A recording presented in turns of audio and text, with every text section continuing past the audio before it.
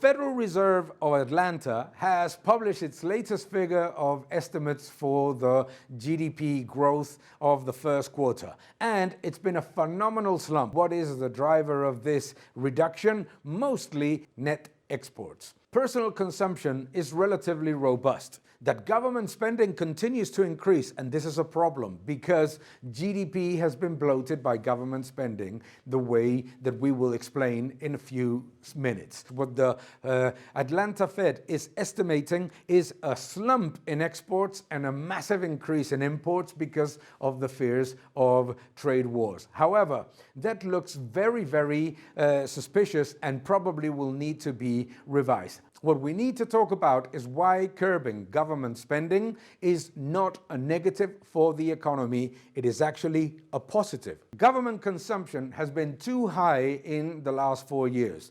The administration has bloated GDP with government spending and debt, and that has created more inflation, has created more imbalances, and certainly a big debt and deficit problem. In the past 4 years, GDP growth has been bloated by government spending in about 22 to 25% of the GDP growth of the last 4 years came from government spending financed with more debt, financed with more money velocity, creating more money supply growth.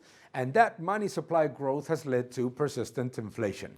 And now the United States needs to reduce government spending in order to recover the productive economy. That enormous increase in government spending has led to a massive increase in debt.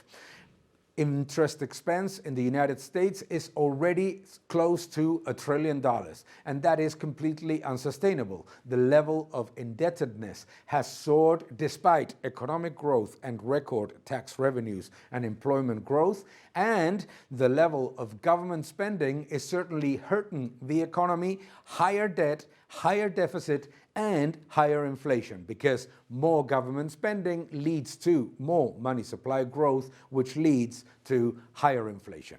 Persistent inflation is a direct consequence of the wrong fiscal policy.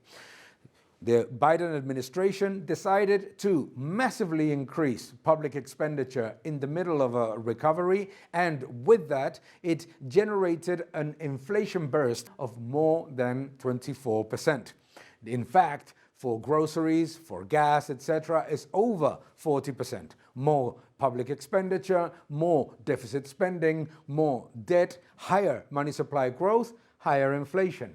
And what needs to happen now is that we really need to see clear and immediate spending cuts that bring sanity back to public finances, so that GDP growth in the productive side actually strengthens. Think about GDP on the private side, not on the public side. If you think about GDP bloating it by increasing government spending, then problems only increase. Cutting government spending may impact GDP, but it will not make the productive GDP worsen. Actually, it will strengthen it. Lower taxes, more productive capacity, better investment, and certainly a very significant reduction in inflation once government spending is reduced. In a country like the United States, it is unacceptable to see GDP being bloated by government spending and debt. This is